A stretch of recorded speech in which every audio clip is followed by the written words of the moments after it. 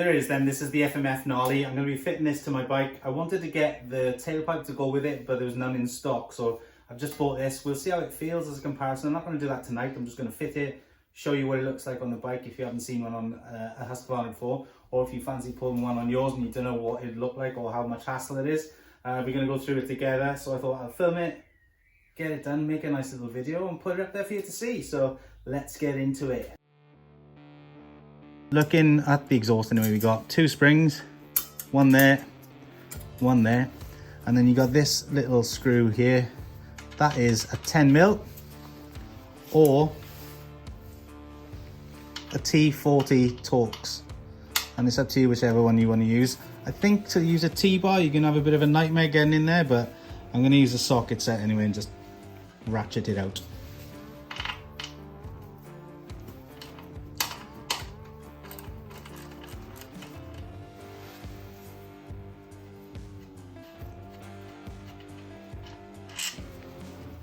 From what I can see then, this is the second bolt that holds the exhaust on. Again, either a T40 Torx or a 10mm socket will allow you to remove that one.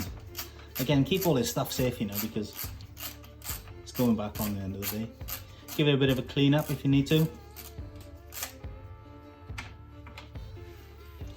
That's that one. With the two screws out, and just use one of these little picking tools. Pull the little springs. Oh flip, I have got a curved one somewhere, but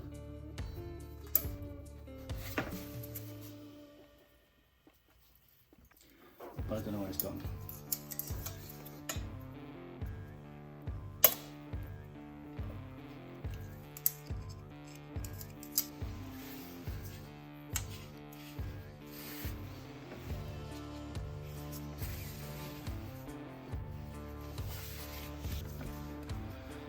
There's also this little spring here then. Just get your little picker in there, I think. Pull it off.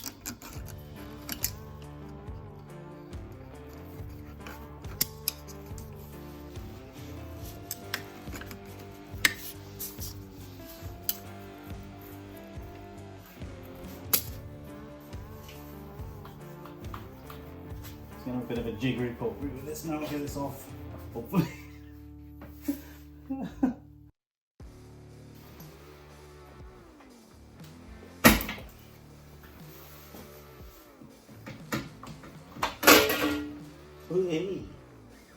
I'm just taking this off and you can see that little spring, the little coil spring is there, so take that off. Ready to put it back on your new exhaust. Look at the state of that. So you can see that's the exhaust port there. That's absolutely disgusting. I'm going to definitely clean that little area anyway. Ready for the nice new shiny one.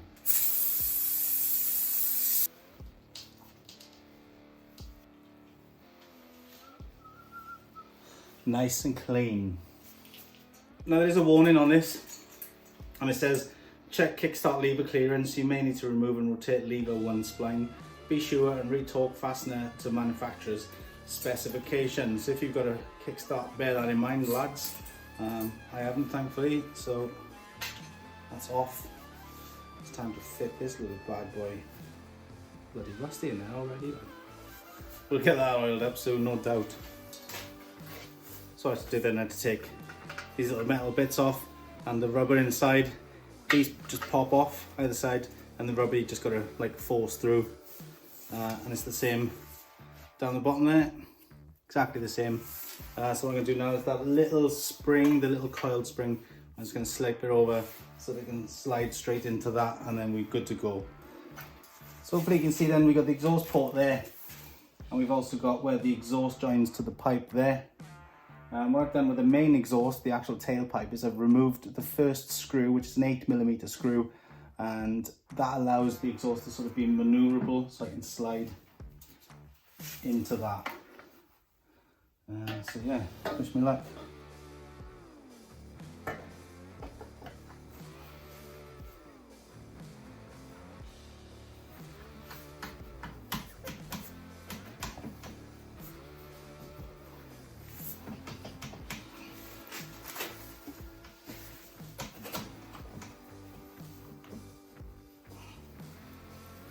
What I'm going to try and do now is get a screw in there, just to try and hold it in place. I'm not going to tighten it up mega, but that looks like it's going to be a pain to line up.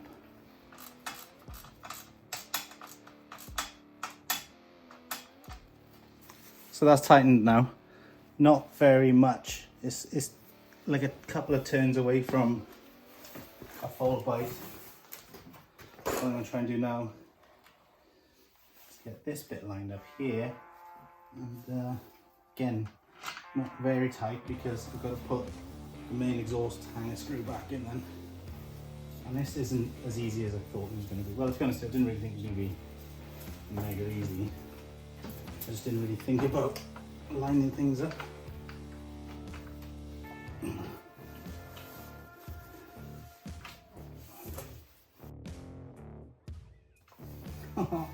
This is the right nose.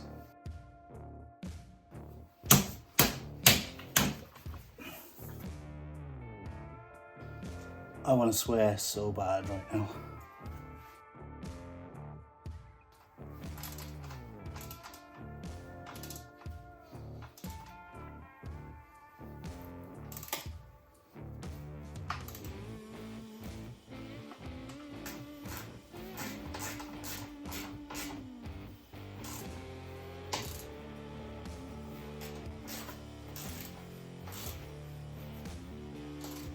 Right then, so once you finish that battle, oof, it's time to get these springs back on. The little spring moves. Oh, that's frustrating, lads.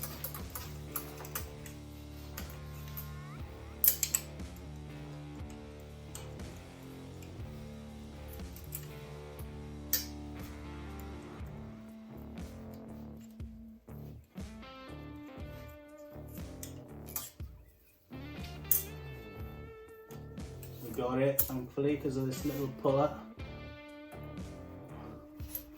Number one in. Let's come around this side because I can't see where the little one goes.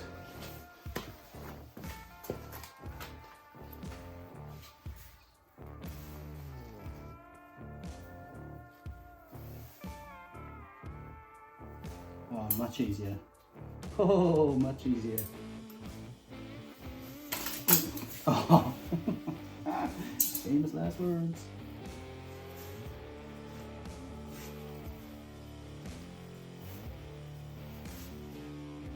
Oh mate, wind me up.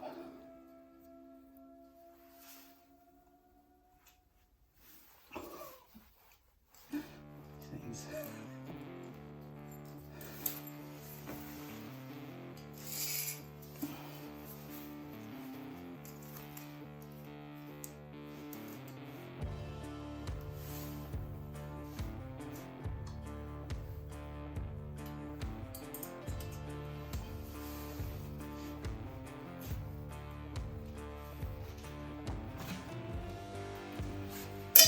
I probably could have picked a more awkward way to put that on then as well.